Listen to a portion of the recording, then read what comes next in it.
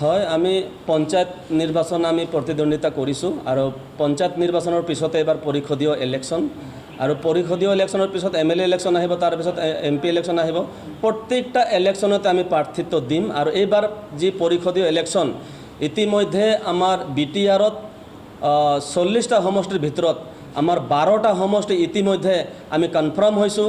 আমাৰ কেণ্ডিডেটো কনফাৰ্ম হৈছে, খালি ঘোষণা কৰাৰ বাকী আছে আৰু অন্য সমষ্টিৰ পৰা আমাৰ লগত যোগাযোগ কৰি আছে। সোনকালে আমি সকলো সমষ্টিতে আমি প্ৰাৰ্থিত্ব দিয়াৰ বাবে আমি চেষ্টা কৰিম।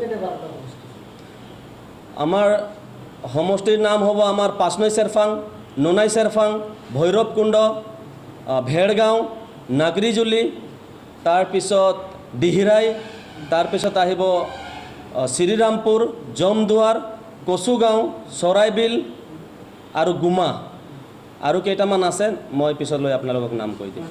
চাওক, আজি BTRত আজি প্ৰথমে হাগ্ৰামা ডাঙৰীয়াৰ নেতৃত্বত 17টা বছৰে তেওঁলোকে ৰাজত্ব কৰিলে। ৰাইজে যি ধৰণৰ আশা কৰিছিলে সেয়া তেওঁলোকে কৰিব নোৱাৰিলে। তাৰ পিছে 2020 চনৰ পিছত প্ৰমোদ বড়ো চৰকাৰে পৰিৱৰ্তনৰ নামত যি BTRত চৰকাৰ বনালে, তেওঁৰ ওপৰতো ৰাইজে যি ধৰণৰ পৰিৱৰ্তন বিচাৰিছিলে বা আশা কৰিছিলে সেয়া নহ'ল। গতিকে আজি BTRবাসী ৰাইজে নতুনত্বা বিচাৰিছে আৰু আমি জয় ভাৰত পাৰ্টি হৈ নতুন চাম, নতুন প্ৰজন্মক লৈ পেলাই আমি আগবাঢ়ি আছোঁ আৰু আমি বিপুল সঁহাৰি পাই আছোঁ। আৰু মই ভাবোঁ যে যিকেইটাত আমি কেণ্ডিডেট দিম, আমি বিপুল ভোটত জয় হ'ম বুলি মই আশাবাদী। চাওক, হয়, আমাৰ জয় ভাৰত পাৰ্টিক বহুতে B টিম বুলি কিছুমানে ভুৱা প্ৰচাৰ এটা চলাই আছে আৰু আজি মই আপোনালোকৰ জৰিয়তে মই তেওঁলোকক সকীয়াই দিব বিচাৰিছোঁ যে কোনো তথ্য নোহোৱাকৈ তেওঁলোকে ভিত্তিহীন কথা তেওঁলোকে যদি ৰাইজৰ আগত নকয় আৰু যদি কিবা B টিম বা কিবা কৰবাত যদি আলোচনা কৰি দেখা পাইছে, তেওঁলোকে তথ্য সহকাৰে মিডিয়াৰ যোগে হওক বা ছ'চিয়েল মিডিয়াৰ যোগে হওক তেওঁলোকে প্ৰচাৰ চলাব লাগে আৰু আমাকো কৰিব লাগে। অন্যথা আমি তেওঁলোকৰ ওপৰত আমি বিশেষ ব্যৱস্থা ল'ম।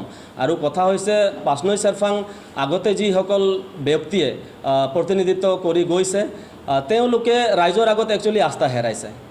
আৰু আমাৰ কথা হ'ল, জয় ভাৰত পাৰ্টি আমি নতুন পাৰ্টি, নতুন চামক লৈ পেলাই আমি আগবাঢ়ি আছোঁ আৰু পাঁচনৈ চেৰফাং আমি বিপুল ভোটত আমি জয় হ'ম বুলি আমাৰ আশাবাদী। চাওক, আমাৰ হাতত যথেষ্ট ইছ্যুছ আছে আৰু আমি নতুন দল হৈ আমাৰ তেনেকুৱা কোনো ধৰণৰ এলিগেশ্যন নাই। আৰু বাকী দলবোৰ যিমানেই আছে সকলোকে ইনকামটেঞ্চি হওক বা বিভিন্ন ধৰণৰ তেওঁলোকৰ মাজত অভিযোগ আছে। আজি দীপক মুৰ ডাঙৰীয়া যিহেতু ইয়াতে BJPৰ হৈ প্ৰতিনিধিত্ব কৰি আছে, তেওঁৰো বহুত ধৰণৰ এলিগেশ্যন আছে। গতিকে আমি জয় ভাৰত পাৰ্টি যেতিয়া আমাৰ ফিল্ডত কাম চলি আছে, তেওঁলোকৰ হয় পুৰণা দল, আমাৰ নতুন দল, কিন্তু কথাটো হৈছে পাঁচনৈ চেৰফাংটো হ'ল আদিবাসী অধ্যুষিত অঞ্চল আৰু আদিবাসীয়ে নিৰ্ণয় কৰে কাক জিকাব লাগিব। আৰু বেছি সংখ্যক আদিবাসী মানুহ আমাৰ লগত আছে, তেওঁলোকে যোগাযোগ হৈ আছে আৰু লগতে গোৰ্খা হওক বা মুছলিম হওক বা বড়ো ভাইসকলে হওক বা বঙালী সম্প্ৰদায়ৰে হওক, সকলোৱে আমাৰ লগত যোগাযোগ কৰি আছে আৰু নতুন দল হিচাপতে সকলোৱে আমাৰ লগত কাম কৰাৰ কাৰণে ইচ্ছা প্ৰকাশ কৰিছে। 12টা সমষ্টি এতিয়া দিয়াৰ কাৰণে আমি কনফাৰ্ম কৰিছোঁ। ইয়াৰ পিছত আৰু আমাৰ লগত কেণ্ডিডেট যোগাযোগ কৰি আছে। আমি 12টাৰ ওপৰতে আমি কেণ্ডিডেট দিম, কিন্তু এতিয়া যোনটো 12টা সমষ্টি আমি কনফাৰ্ম কৰিছোঁ, আমি 12টাৰ পৰা আমি 12টাই আমি জিকাৰ আমাৰ এটা পৰিকল্পনা আছে আৰু আমি জিকিম। প্ৰাৰ্থী আমি চাই আছোঁ আগষ্টৰ, আমি একচুৱেলি ইলেকশ্যন ঘোষণা হোৱালৈও আমি চাই আছোঁ। ইলেকশ্যন ঘোষণা হোৱাৰ লগে লগে আমাৰ প্ৰাৰ্থী ঘোষণা হ'ব আৰু চেণ্ট্ৰেল কমিটিতো আমাৰ ছাৰ্ভে চলি আছে, বাছনি চলি আছে কাক প্ৰাৰ্থীটো দিলে ভাল হ'ব। অতি সোনকালে আমি প্ৰাৰ্থী ঘোষণা কৰিম। এতিয়ালৈকে আমাৰ কাৰো লগত মিত্ৰতা হোৱাৰ কোনো কথা নাই আৰু অন্য দলে আমাৰ লগত মিত্ৰতা কৰাৰ কথা চিন্তাও কৰি আছে, যোগাযোগো কৰি আছে, কিন্তু আমি অলপ এভইড কৰি চলি আছোঁ। কাৰণ আমাৰ নতুন দল, আমি নতুন প্ৰজন্মক লৈ পেলাই আমি চলিম বুলি ভাবিছোঁ। কাৰোবাৰ লগত এলায়েন্স কৰাৰ লগে লগে আমাৰ এটা তেনেকুৱা ধৰণৰ এটা বদনাম আহি যাব। গতিকে আমি ভাবিছোঁ আমি অকলে এইবাৰ খেলি যাম বুলি আমি আশা কৰিছোঁ। কামাখ্যা প্ৰসাদ তাছা অসমবাসীৰ ওচৰত অতি সোনকালে ক্ষমা বিচাৰিব লাগে। কাৰণ আজি আদিবাসী আৰু চাহ জনগোষ্ঠীৰ যি দীৰ্ঘদিনৰ যি জ্বলন্ত সমস্যা, জনজাতিকৰণক লৈ যি বিৰূপ মন্তব্য কৰিছে, এটা দুৰ্ভাগ্যজনক কথা। আজি তেওঁ কৰম পূজাক লৈ পেলাই যি মন্তব্য কৰিছে, খ্ৰীষ্টান ভাইসকলে হেনো কৰম পূজা পাতে কিন্তু পূজা নকৰে। তেওঁ একচুৱেলি য'ত য'ত কৰম পূজা হয় তাতে তেওঁ কোনোদিনো কিজানি গৈ পোৱা নাই। আৰু কৰম পূজা নাপাতাকে কৰম পূজা পাতে এই কথাটো মানে কামাখ্যা প্ৰসাদ তাছাৰ মাথাত কোনো কাণ্ড জ্ঞান নাই যেন মোক লাগে।